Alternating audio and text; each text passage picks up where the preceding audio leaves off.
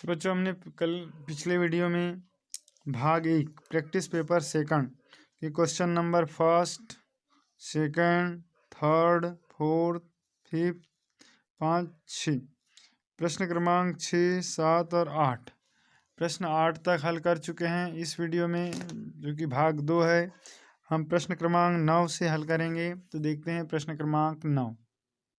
देखिए प्रश्न 9 हमारे पास क्या लिखा है। नरेन के बटुए में 1800 रुपये थे, उसमें से उसने 100 रुपये घड़ी पर खर्च किए और 200 रुपये में खाना खाया। नीचे दिए गए विकल्पों में से कौन सा विकल्प बटुए में बचे हुए रुपये को दर्शाता है। तो देखिए फ्रेंड्स, उसके पास कुल कितने रुपए थे? 1800 रुपये थे। ठीक है, अब 1800 रुपये में से 100 रुपये घड़ी पर खर्च किए और 200 रुपये में खाना खाया। तो खर्च, देखिए खर्च कितना हो जाएगा? 100 रुपये घड़ी का और 200 रुपये खाने का। तो कुल मिला के 100 धन 200 रुपये उसने खर्च कर दिया। अब क्या कहता है कि नीचे दिए गए विकल्पों में से कौन सा विकल्प बटुए में बचे हुए को दर्शाता है। तो बचे हुए पैसे, तो शेष रुपये, तो शेष रुपये हम क्या करेंगे? 1800 में से ये घटा देंगे खर्च, 1 ऋण 200, तो हमारे पास बच जाएगा। देखिए 1800 में से 200 जाएगा तो बचेगा 1600 ऋण x रुपये, 1600 ऋण x, जो कि हमारा ऑप्शन नंबर ए में है। फ्रेंड्स, बिना स्किप किए पूरा वीडियो देखें आप, क्योंकि ये मात्र नेक्स्ट की एग्ज़ाम के लिए ही नहीं, ये आपकी वार्षिक परीक्षा की भी तैयारी इससे हो जाएगी, क्योंकि यहाँ से बहुत सारे सवाल ऐसे हैं जो कि आपकी कक्षा 10वीं की वार्षिक परीक्षा में आना निश्चित है। तो देखते हैं अगला क्वेश्चन, प्रश्न क्रमांक 10। एक सिनेमा हॉल में 30 पंक्तियां थी और हर पंक्ति में 40 सीटें थी। सिनेमा हॉल में कुल मिलाकर लगभग कितनी सीटें थी? यही यहाँ पता लगाने के लिए इसमें से क्या किया जा सकता है। तो हमारे पास क्या पूछा है, क्या बताया है कि सिनेमा हॉल में कुल कितनी पंक्तियाँ हैं? 30 पंक्तियाँ हैं और हर पंक्ति में 40 सीट है। तो कुल मिलाकर लगभग कितनी सीट थी? तो हम इनका क्या कर देंगे? गुना कर देंगे 40 गुणित 30, क्योंकि एक पंक्ति में 30 और ऐसी कुल कितनी पंक्ति है?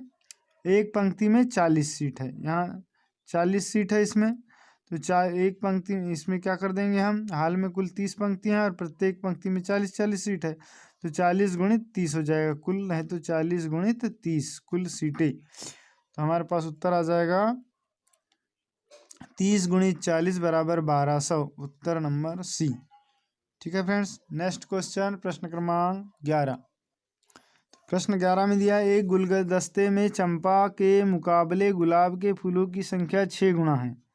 अगर R गुलाब के फूलों की संख्या दर्शाता है और L चंपा के फूलों को दर्शाता है, तो इसमें से कौन सा समीकरण ऊपर दिए गए कथन का वर्णन करता है। देखिए चंपा के मुकाबले, एक गुलदस्ते में चंपा के मुकाबले गुलाबों के फूलों की संख्या 6 गुना है।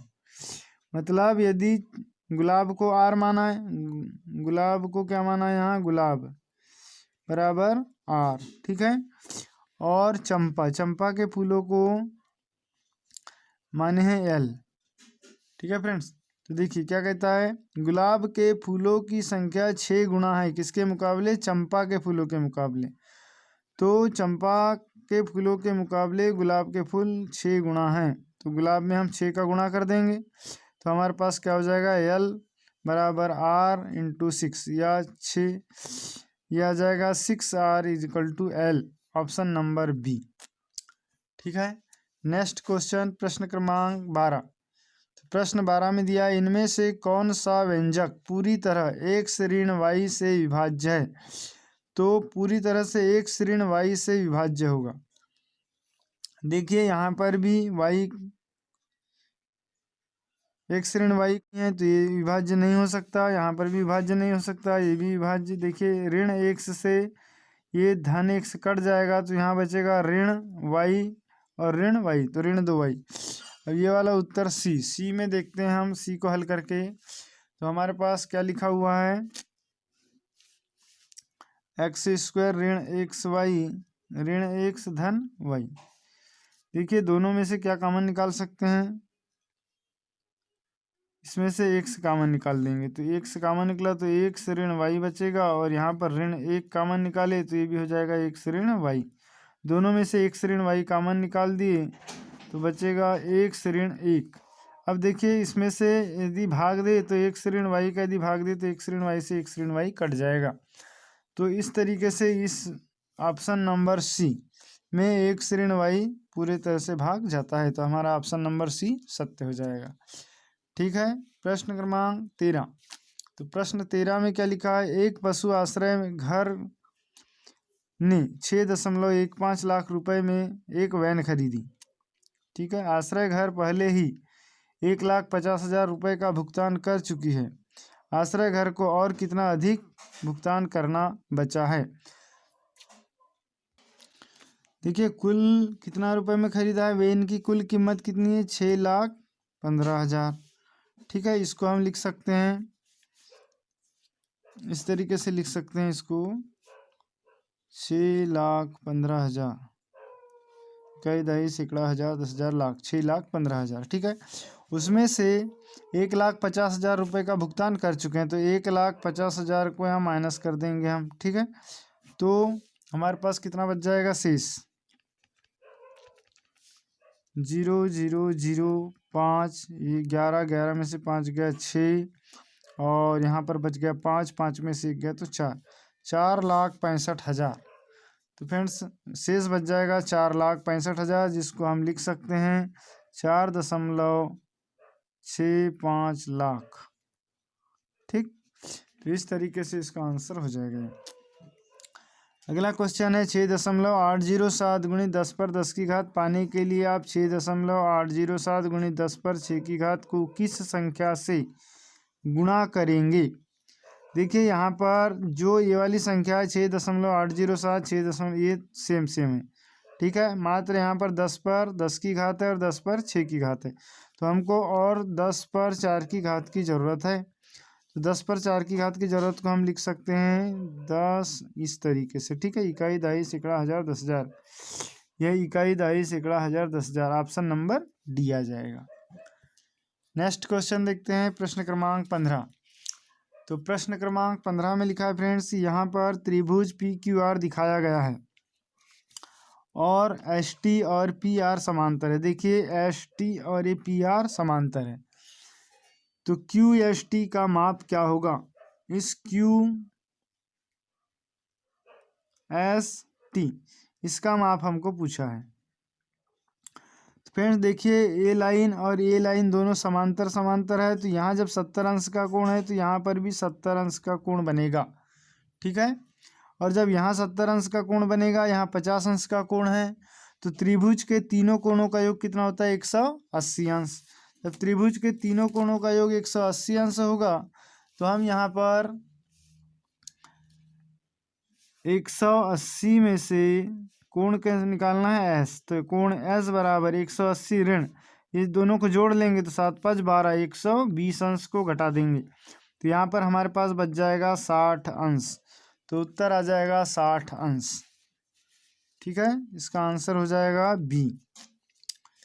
अगला क्वेश्चन है, एक बेलन के आधार का व्यास 14 सेंटीमीटर है और लंबाई 10 सेंटीमीटर है, बेलन का कुल पृष्ठीय क्षेत्रफल क्या होगा। तो देखिए बेलन के आधार का व्यास दिया हुआ है, बेलन की लंबाई दी हुई है, बेलन का वक्र पृष्ठ क्षेत्रफल, कुल वक्र पृष्ठ क्षेत्रफल पूछा है, तो बेलन का कुल वक्र पृष्ठ क्षेत्रफल का सूत्र लगा देंगे। देखिए बेलन का जो कुल पृष्ठीय क्षेत्रफल होता है, ये होता है 2πr प्लस h। ठीक।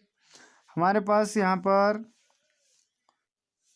r का मान व्यास 14 दिया हुआ है फ्रेंड्स, तो व्यास होता है व्यास, तो व्यास बराबर, व्यास कितना हो जाएगा, क्षेत्रफल को s से दर्शाते हैं। ठीक है। तो व्यास बराबर होता है 2r, और 2r बराबर हमारे पास दिया हुआ है 14 सेंटीमीटर, तो r का मान आ जाएगा 14/2 बराबर 7 सेंटीमीटर। तो देखिए त्रिज्या 7 सेंटीमीटर निकल गई, लंबाई h का मान 10 है, तो अब पृष्ठीय क्षेत्रफल s निकालेंगे, तो s बराबर यहाँ पर मान रख देंगे 2 × पाई का मान आ जाएगा 22/7 गुणित r का मान कितना निकला 7, फिर कोष्टक में आ जाएगा 7 × 10, ठीक है, इसको हल कर देंगे तो ये हो जाएगा 7 से 7 कैंसिल हो गया, ये 22 दूनी 44 गुणित 7 और 10 17, 17 गुणा 44, तो 17 3 का 17 से 68 की 8 हासिल का 6, 17 से 68, 68 और 6 74, तो यहाँ आ जाएगा 74 वर्ग सेंटीमीटर, मतलब 748 वर्ग सेंटीमीटर, जो कि ऑप्शन नंबर बी में है। ठीक है फ्रेंड्स, इस तरीके से आपको सवाल हल करना है। ये बहुत ही इंपॉर्टेंट सवाल है जो कि आपकी परीक्षा में भी आ सकते हैं। तो पूरा वीडियो आप बिना स्किप किए देखें, और इसके लिए और आगे के पार्ट प्राप्त करने के लिए प्लीज़ चैनल को सब्सक्राइब कर लें। देखिए प्रश्न क्रमांक 17, एक बस में कुल यात्री 1/3 यात्री खड़े हुए हैं और बाकी के 60 यात्री बैठे हुए हैं। बस में कितने यात्री हैं? तो देखिए फ्रेंड्स, यहाँ पर जब इसको हम हल करेंगे तो हमारे पास कुल यात्री का 1/3 खड़े हैं और बाकी 60 यात्री बैठे हैं, तो कुल मिला के 1/3 जब खड़े हैं तो 2/3 क्या होंगे? बैठे होंगे। तो 2/3, तो कुल यात्री हम मान लेते हैं, कुल यात्री कितने हैं? x है, तब x का 2/3, तो x का 2/3 बराबर हो जाएगा 60। तो ये हो गया x बराबर 3 का गुणा हो जाएगा 60 गुणित 3 बटे में आ जाएगा 2, इसको भाग दे दिए तो 2 30 बार गया, तो x बराबर 3 90। तो फ्रेंड्स, बस में जो है कुल यात्री 90 होंगे। देखिए प्रश्न क्रमांक 18, नीचे दिए गए पैटर्न को देखिए। अब देखिए आकृति 1 में एक बिंदु है, ठीक है, पहले में कितने हैं? 1 है। दूसरे में यहाँ पर देखिए 1 2 3 4 5 बिंदु है। तीसरे में कितने बिंदु है? ये 5 हो गए जैसे कि वैसे, है ना। फिर 6 7 8 9 10 11 12 बिंदु है। यहाँ पर ये इतने में 12 हो गए, तो 13 14 15 16 17 18 19 20 21 22 बिंदु है। ठीक है फ्रेंड्स, अब हमारे पास प्रश्न में क्या कहा है देखते हैं। प्रश्न में कहा है कि अगर इस पैटर्न को आगे बढ़ाया जाए तो आकृति 4 और आकृति 5 के बिंदुओं की संख्या में कितना अंतर होगा? 4 और 5, तो ये आकृति 4 है और यहाँ कोई आकृति आएगी नंबर 5, तो इस 4 और 5 में कितने का अंतर होगा? तो देखिए अभी कितने का अंतर है? पहले और इसमें 4 का अंतर है। फिर दूसरे और तीसरे में कितने का अंतर है? 7 का अंतर है। फिर यहाँ कितने का अंतर है? 10 का अंतर है। फ्रेंड्स, अगली जो आकृति आएगी उसमें कितने का अंतर होगा? देखिए यहाँ 3 3 की वृद्धि हो रही है, 4 और 3 7, 7 और 3 10, 10 और 3 13, तो अगले में 13 का अंतर आ जाएगा। ठीक, तो हमारा ऑप्शन नंबर बी सत्य हो जाएगा। अब फ्रेंड्स, नेक्स्ट क्वेश्चन अगली वीडियो में देखेंगे। इसके लिए प्लीज़ चैनल को सब्सक्राइब कर ले ताकि सभी प्रकार की वीडियो आप तक पहुंच सकें।